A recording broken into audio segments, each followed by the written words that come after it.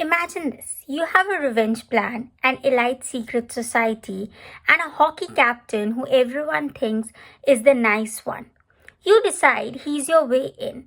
And then, within 3 chapters, you realize that you massively miscalculated this move. That is Beautiful Venom by Rina Kent for you guys. And today I'm giving it 3 stars. Let me tell you why. Because I think the reaction to this is going to be really split.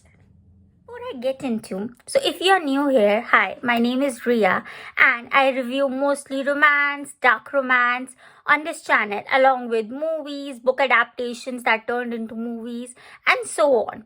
And I try to be really honest about what worked for me, what didn't, even authors I genuinely like, love, adore. And I do love, adore Rina Kent. Everybody knows that. If you follow me, you know how much I mean to Rina Kent, okay? She has a very specific lane and she does it well. Whereas Beautiful Venom is her latest dark hockey romance. It's a standalone, so you don't have to read anything else. It is all about a new couple. But if you have read her before, you'll recognize her fingerprints immediately. What we are talking? We are talking about secret society, morally grey men, a heroine with a mission, and lot of tension before finally things crack open. Now, it currently has a 3.96 rating on Goodreads from over I think 74,000 ratings. So I know a lot of people love this. My 3 stars is genuinely a this is good for me but not in a certain places rating and not I think this is a bad book. I just want to clear about that for a minute. Here's a setup, a spoiler-free one. Our heroine's world has been destroyed and she's on a mission to find out who's behind it. The only lead she has points her to the Vipers, a college hockey team that apparently runs more than a lot, just the ice. They are connected to a secret society and she needs to get inside the society. Now, her plan is to target Kane Davenport, the captain. He's charming, he's popular, he's the one everyone likes. She clocks him as a weak link, the one she can manipulate to get what she needs. And that's where she goes very wrong. Because Kane is not a weak link, Kane is the most dangerous one among all. He figures out what she's doing almost immediately, and instead of shutting her down immediately, he starts to play along with her. He lures her in deeper, and suddenly she's not the one who's running the game anymore. That premise is genuinely great idea. The idea of the predator realizing she's hunted the apex predator. That is such a good concept for a dark romance. And honestly, the first act of this book delivers it so well. Let's talk what actually worked, and there's genuinely a lot. First, King. He's a well-written dark hero. The whole thing where he presents the charming, approachable captain, then underneath there's that something completely different. Rina Kent writes duality really well.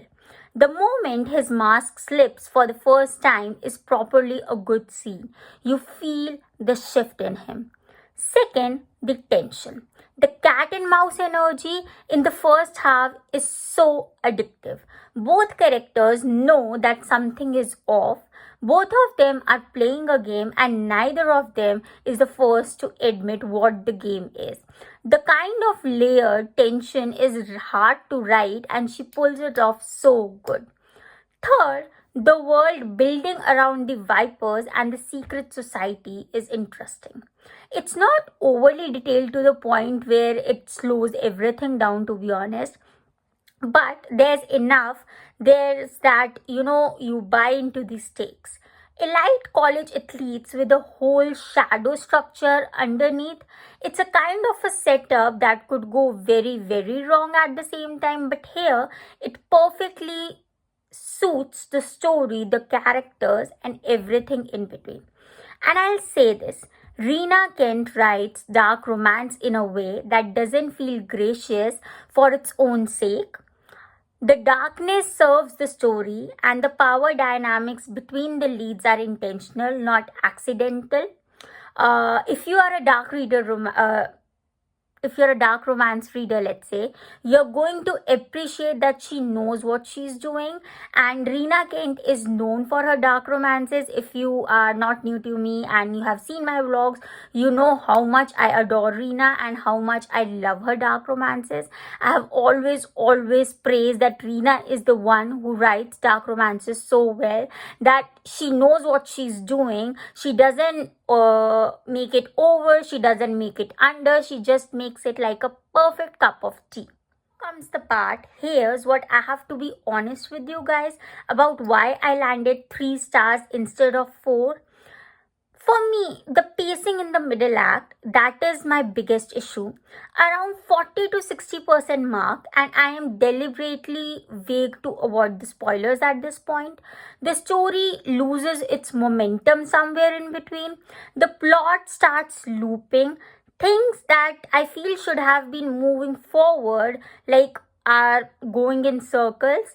And for a book built on tension, that's a problem, I feel, because once the tension deflates, it's hard to get back into. My second issue is the heroine's motivation, guys. The revenge premise is compelling, but I wanted more infinity from her. Like, I wanted to understand her grief and her anger on a deeper level before being thrown into a mission. Yeah, we do get glimpses, but they felt surface level compared to how Kane's characterization goes. Like, you know why Kane, right? But for the heroine, that's not being done.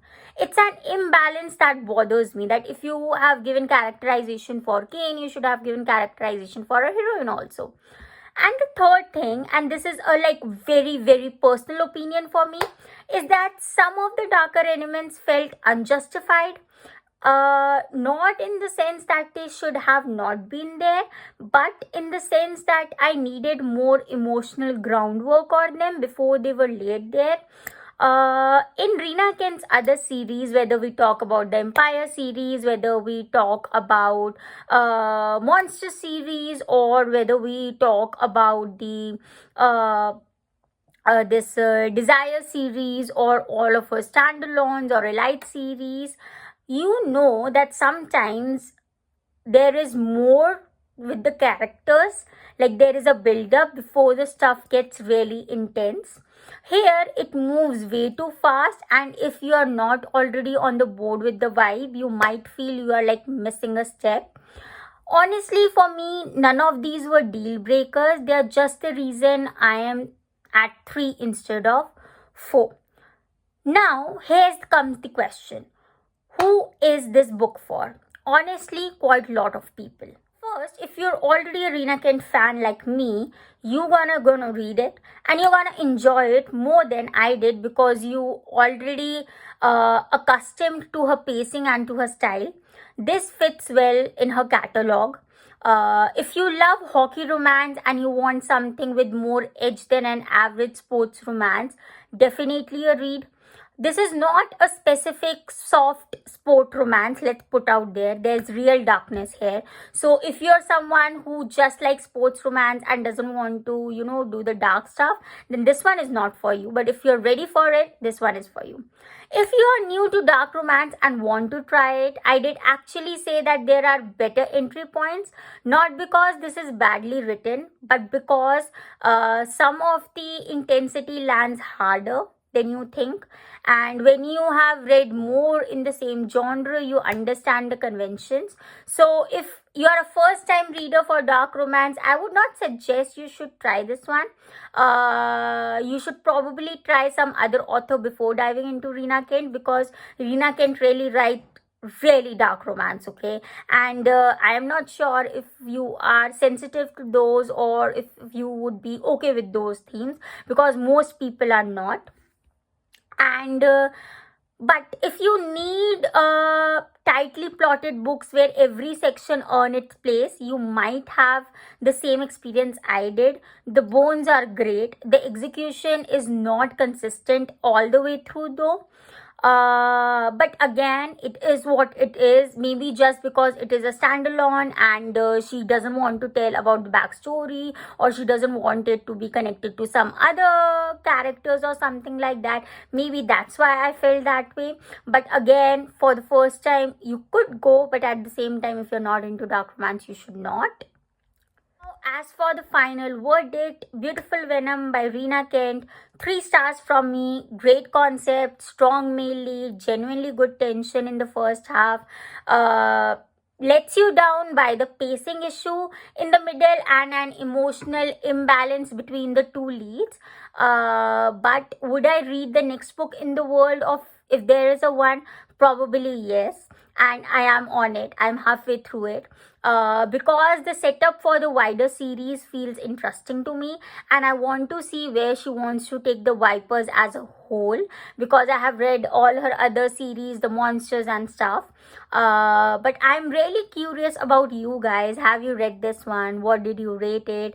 Because I feel like the Goodread ratings tell me that this is a 4-star book for most people, and I want to know what I missed. So do tell me in the comments.